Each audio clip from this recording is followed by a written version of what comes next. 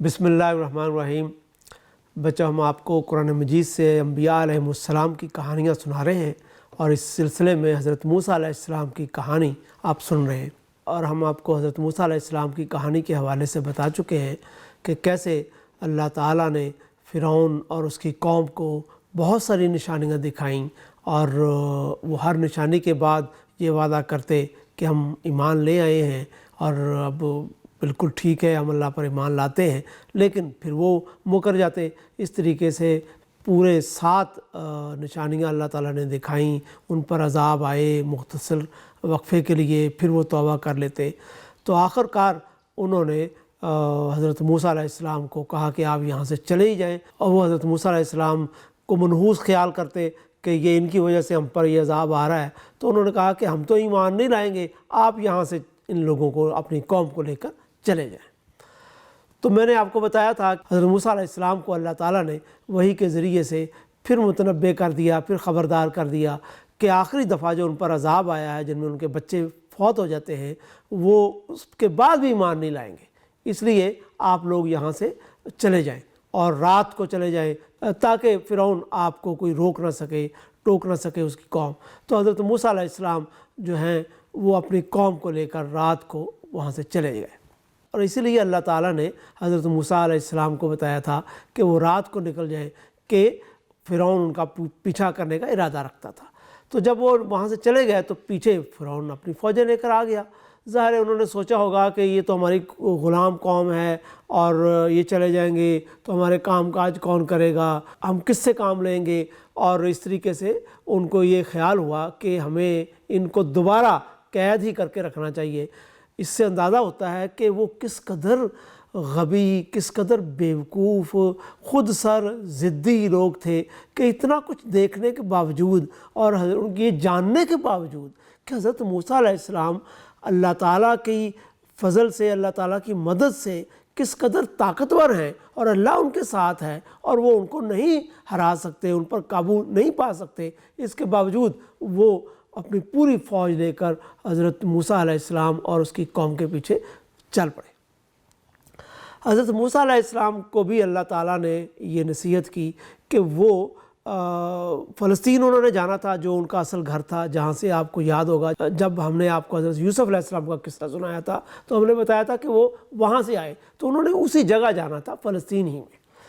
तो उसके लिए एक छोटा रास्ता था जिसके दरमियान में कोई रुकावट ज़्यादातर नहीं थी और मैदानी इलाका था, खुशकी का रास्ता था।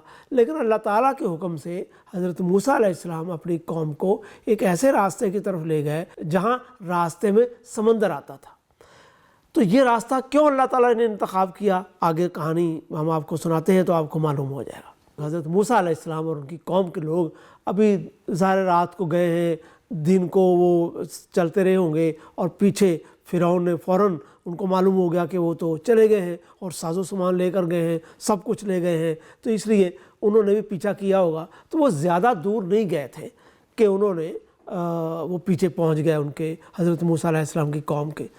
अब हज़रत मूसा अलैहिस्सलाम की कौम को भी पता चल गया कि वो पीछे आ रहे हैं, तो वो जितना भी तेज़ चल सकते होंगे वो चले होंगे, लेकिन ज़ाहिर फ़ौज की रफ़्तार और कहाँ उनकी रफ़्तार कम होगी।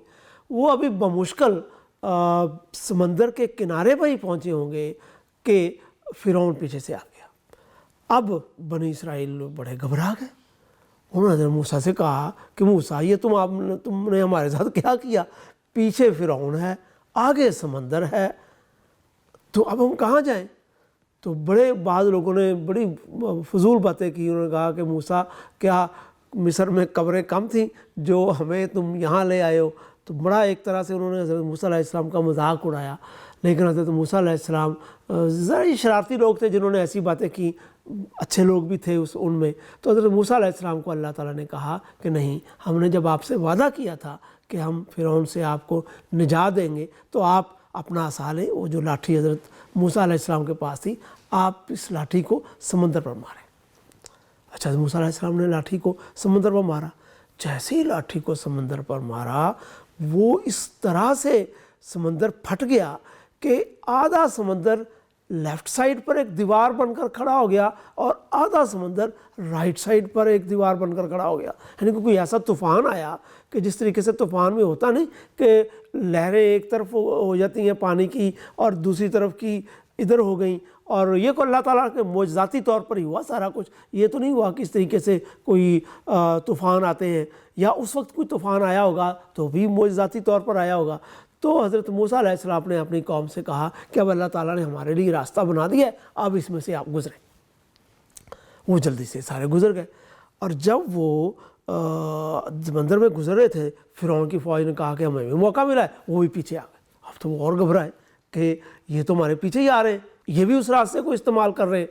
تو لیکن ہوا یہ جب بنی اسرائیل سمندر سے پار چلے گئے تو فرعون کا لشکر ان کے پیچھے آیا. ابھی وہ پہنچا نہیں, درمیان میں تھا کہ حضرت موسیٰ علیہ السلام نے دوبارہ اللہ کے حکم سے عصا سمندر پر مارا اور پانی دوبارہ مل گیا. سارے فرعون اور اس کا لشکر وہ ظاہر ہے کہ سمندر بن گیا دوبارہ, اور وہ ڈوب گئے.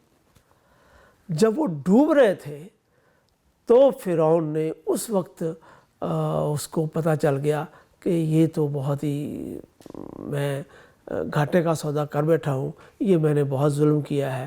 اور پھر اس نے کہا کہ میں اللہ تعالیٰ کو مانتا ہوں. یہ بات نہیں ہے کہ اللہ تعالیٰ نے اسے اس سے پہلے موقع نہیں دیا تھا. اس سے پہلے بھی آپ کو جیسے ہم بتا چکے ہیں کہ اس کے جادوگروں نے اس کو بتایا تھا, 7 دفعہ کی نشانیوں نے انہیں بتایا تھا کہ موسیٰ اپنے پاس سے کچھ نہیں کہتے, وہ اللہ تعالیٰ ان کے ساتھ ہے. لیکن اس وقت اس نے نہیں مانا. اور وہ جب مرنے لگا تو اللہ تعالیٰ نے کہا کہ نہیں, اب میں تمہاری توبہ قبول نہیں کروں گا. کیونکہ اللہ تعالیٰ کا قانون یہ ہے کہ انسان کو اس وقت تک توبہ کا موقع ہے جب تک کہ وہ موت کو دیکھ نہیں لیتا. جب سارے پردے ہٹ جائیں, جب آدمی کو معلوم ہی ہو جائے کہ اب یہ ہونے والا ہے, تو پھر اللہ تعالیٰ کہتا ہے کہ اس وقت میں کسی کی توبہ قبول نہیں کرتا. تو اللہ تعالیٰ نے فرمایا ہے کہ میں نے فرعون کی اس توبہ کو قبول نہیں کیا اور وہ مر گیا. اور ساتھ اللہ تعالیٰ نے اپنے اس غصے کا بھی اظہار کیا کہ میں فرعون نے جس طریقے سے میری حکم عدولی کی, میرے حکم کو نہیں مانا, تو میں اس کو عبرت کا نشان بناؤں گا اور اس کی لاش کو محفوظ رکھوں گا تاکہ لوگ دیکھیں کہ یہ وہ شخص تھا جو اللہ کے مقابلے میں آیا. تو ہوا یہ کہ جب فرعون وہاں پر اپنی فوج کے ساتھ غرق ہو گیا اور موسیٰ علیہ السلام اپنی قوم کو لے کر چلے گئے, تو پیچھے سے ظاہر ہے کہ ان کے لوگ آئے, انہوں نے فرعون کی لاش کو نکالا. یا طوفان کے ذریعے سے آپ کو پتہ ہے کہ یہ بھی ہوتا ہے کہ طوفان سے یا پانی کی لہروں سے جو لاشیں ہوتی ہیں وہ کنارے پر چلی جاتی ہیں. تو انہوں نے فرعون کی لاش کو پہچان کر اس کو اسی طریقے سے ممائز کیا جیسے کہ فرعونیوں کی لاشوں کو ان کی قوم کے لوگ محفوظ کرتے تھے, کہ ان کو خاص مسالے لگا کر, کیمیکلز لگا کر, ان کو پٹیاں وٹیاں لگا کر, وہ بھی ان کے اس طریقے کا حصہ ہوتا ہے, تو اس کو انہوں نے محفوظ کر لیا. اور بعد کے لمبی داستانیں اور کہ کیسے لوگوں کو پتہ چل گیا کہ فرعون کی لاش جو ہے یہ وہی فرعون ہے جو کہ حضرت موسیٰ علیہ السلام کے مقابلے میں آیا تھا, اور اس کی لاش آپ اگر مصر جائیں تو آپ کو عجائب خانے میں ملے گی اس کی لاش. اور اس طریقے سے اللہ تعالیٰ نے اپنے اس وعدے کو پورا کیا کہ اس کی لاش کو دنیا کے سامنے دکھایا کہ یہ ہے وہ آدمی جس نے اللہ تعالیٰ کا مقابلہ کرنے کی جرت کی تھی, اور اللہ تعالیٰ نے اس دنیا میں بھی اس کو عبرت کا نشان بنایا. تو اس طریقے سے حضرت موسیٰ علیہ السلام کی قوم فرعون سے تو بچ گئی. اب ان کے آگے ایک لمبا راستہ تھا, اور وہ انہوں نے فلسطین پہنچنا تھا, اور راستے میں صحرا تھا. لیکن اللہ تعالیٰ نے اس پر بھی ان کی بہت مدد کی. دھوپ پڑتی تھی, صحرا ہے, اوپر سورج ہے, تو بادل ان کے اوپر چلتے تھے. یعنی کہ اللہ تعالیٰ نے اس طریقے سے ان کو سختیوں سے بچایا کہ جب زیادہ دھوپ پڑتی تو بادل کا سایہ ان کے اوپر ہو جاتا. اب ظاہر ہے ان کے پاس کھانا پینا جو بھی تھا وہ ختم ہو گیا. پھر اللہ تعالیٰ نے ان کے لیے خاص غذا کا اہتمام کیا, جس کو اللہ تعالیٰ کہتے ہیں کہ ان پر من و سلوہ نازل کیا. وہ ایک طرح کی صبح اٹھتے تو بوندیں سی ہوتی تھی جیسے اوس پڑی ہو, تو وہ اصل میں اوس نہیں ہوتی تھی, وہ کھانے کی کوئی چیز ہوتی تھی میٹھی سی. تو وہ اللہ تعالیٰ نے خاص کوئی اہتمام کیا تھا, تو وہ پھر وہ ان کو پکی پکائی چیز مل جاتی, وہ کھا لیتے. پھر بہت سارے پرندے آ کے بیٹھ جاتے تھے جو اڑنے میں کوئی زیادہ تیز نہیں ہوتے تھے، تو اللہ تعالیٰ کی اس مدد سے یعنی کہ ان کو وہ پرندے جو ان کا شکار کرنا ان کے لیے بہت آسان ہوتا تھا وہ ان کو پکڑ لیتے۔ اس طریقے سے انہوں نے ان کو پکڑا، ان کو کھاتے، اس طریقے سے وہ میٹھا بھی ان کو مل جاتا تھا اور نمکین بھی ان کو مل جاتا تھا بٹیروں کی شکل میں، وہ جو بھی پرندے ان کو ملتے تھے۔ تو اللہ تعالیٰ نے یہ بھی ان پر رحم کیا، بڑا ان کے اوپر کرم کیا۔ پھر ان کے ایک یہ بھی کہا جاتا ہے کہ ان کے جو کپڑے تھے وہ زیادہ میلے نہیں ہوتے تھے، یا کوئی ایسا اہتمام ان کو ہو جاتا تھا کہ وہ اپنے کپڑوں کو بھی ان کو نئے کپڑوں کی ضرورت نہیں پڑتی تھی۔ پھر یہ ہوا پانی کی ضرورت ہوئی تو حضرت موسیٰ علیہ السلام کو پھر اللہ تعالیٰ نے حکم دیا کہ آپ پتھر کے اوپر، ایک چٹان کے اوپر اپنا عصا مارے۔ انہوں نے عصا مارا تو 12 چشمے پھوٹ پڑے۔ 12 اس لیے پھوٹ پڑے کہ حضرت موسیٰ علیہ السلام کی قوم کے 12 قبیلے تھے، تو لڑے نہ وہ، تو ان میں سے ہر ایک کو کہا کہ آپ اس سے پانی پی لیں، دوسرے کو دوسری جگہ۔ اس طریقے سے ان کے پاس 12 چشمے ہو گئے جہاں پر وہ اپنے پانی پیتے تھے۔ اس طریقے سے اللہ تعالیٰ نے اس قوم کو بہت نوازا، یعنی کہ آپ اس سے اندازہ کریں کہاں غلام قوم، فرعون جیسے ظالم بادشاہ کی غلام وہاں سے نکلے، سمندر میں ڈوبتے ڈوبتے بچے، پھر پانی ان کو پلایا اللہ تعالیٰ نے، ان کے لیے آسمان سے بادل کا اہتمام کیا، سائے کا اہتمام کیا، ان کے لیے کھانے کا اہتمام کیا، اور کھانا بھی کوئی ایک قسم کا نہیں، 2 طرح کے کھانے کا اہتمام کیا۔ اب اللہ تعالیٰ نے حضرت موسیٰ سے کہا کہ آپ کو اللہ تعالیٰ اپنا قانون دے گا اور آپ اس قانون کے تحت آپ نے زندگی بسر کرنی ہے۔ اس کے لیے حضرت موسیٰ علیہ السلام کو کہا گیا کہ آپ پہاڑ پر جائیں گے اور وہاں پر آپ 30 دن گزاریں گے، اور اس طریقے سے آپ وہاں سے آپ کو اللہ تعالیٰ کتاب دیں گے اپنی تورات، تو آپ وہاں پر تشریف لائیں۔ ایک طرح سے آپ یوں سمجھیں کہ جیسے کوئی اعتکاف کے لیے جاتا ہے تو حضرت موسیٰ علیہ السلام کو اعتکاف کے لیے اللہ تعالیٰ نے وہاں پر بلایا۔